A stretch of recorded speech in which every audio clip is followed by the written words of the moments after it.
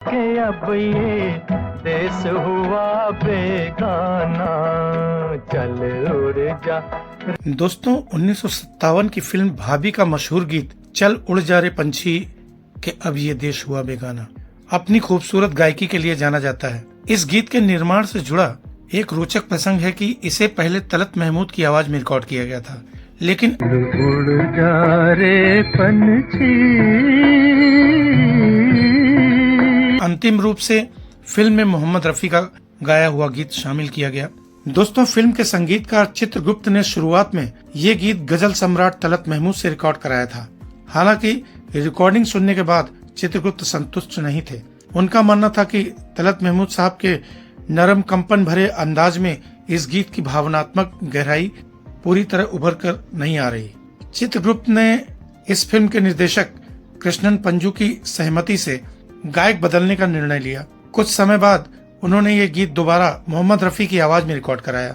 रफी साहब की दमदार और प्रभावशाली गायकी चित्रगुप्त की अपेक्षा के अनुरूप थी और यही संस्करण फिल्म में इस्तेमाल हुआ। चित्रगुप्त द्वारा गायक बदलने की मुख्य वजह गीत में इम्पैक्ट न आ पाना था। दोस्तों ये गीत पहले तलत महमूद की आवाज में रिकॉर्ड हुआ था, पर चित्रगुप्त को लगा कि तलत महमूद साहब उनकी अपेक्षा के अनुसार गीत में वो क्वालिटी पैदा नहीं कर पा रहे, इसलिए मोहम्मद रफी को लाया गया। इसी तरह संगीत प्रेमियों के फोरमों में यह किस्सा दर्ज है कि रिकॉर्डिंग के थोड़े समय बाद निर्देशक को दूसरी गायकी से गीत को अधिक न्याय मिलने का एहसास हुआ और तब रफी की आवाज में नया गीत रिकॉर्ड किया गया। दोस्तों 1950 के दशक में ग्रामोफोन कंपनी एचएमवी ने पश्चिमी संगीत उद्योग की तर्ज पर एक नया प्रयोग शुरू किया था। लोकप्रिय फिल्मी गीतों को दूसरे मशहूर गायकों से दोबारा रिकॉर्ड करके वर्जन रिकॉर्डिंग के रूप में जारी करना। तलत महमूद वाले चल उड़ जा रे पंछी का प्रसंग हो या कोई और गीत, तलत महमूद साहब उस दौर के सबसे मकबूल गायकों में से थे, इसलिए एचएमवी ने उन्हें फिल्म भाभी के इस गीत का एक कवर वर्जन बनाने के लिए राजी किया। उड़ जा रे पंछी की फिल्म में तो रफी का गाया हुआ गीत था। इसी तरह एचएमवी ने ये योजना बनाई कि मोहम्मद रफी से किसी मुकेश के हिट गीत का नया वर्जन रिकॉर्ड कराया जाए या हेमंत कुमार से किसी तलत महमूद के हिट गीत का वर्जन रिकॉर्ड कराया जाए। हालांकि अधिकांश बड़े गायकों को यह आइडिया पसंद नहीं आया। किसी और गायक के प्रसिद्ध गीत को दोबारा गाने में तुलना और प्रतिस्पर्धा का डर था। फलस्वरूप थोड़े ही समय में सभी नामी गायकों ने आपसी सहमति से एचएमवी की इस वर्जन रिकॉर्डिंग योजना का विरोध किया और कंपनी को यह प्रयोग बंद करना पड़ा। दिलचस्प बात यह रही कि जब तक यह योजना रद्द होती, चल उड़ जा रे पंछी का तलत महमूद द्वारा गाया हुआ वर्जन रिकॉर्ड बाजार में आ चुका था।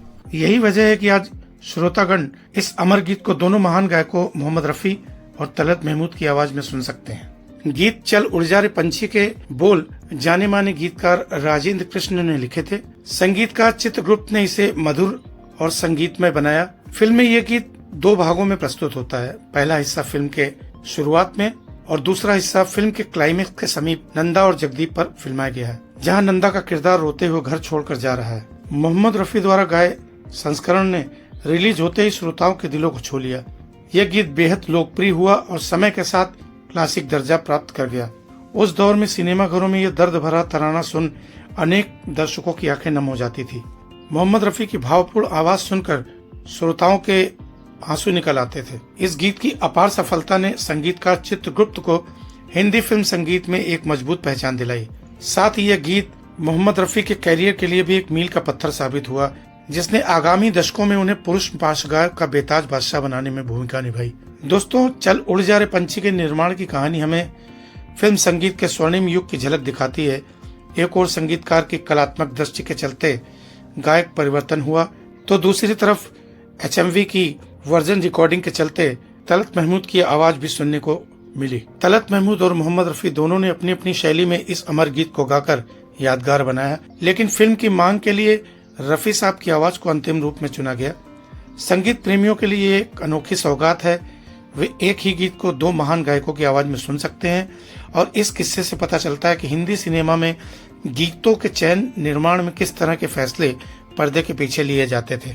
दोस्तों, अगर ये जानकारी आपको पसंद आई हो तो प्लीज चैनल को सब्सक्राइब करके बेल आइकन जरूर दबाइए, जिससे मेरे अगले वीडियो की नोटिफिकेशन आप तक पहुंच सके। और देखते रहिए पिक्चर्स ऑफ बॉलीवुड।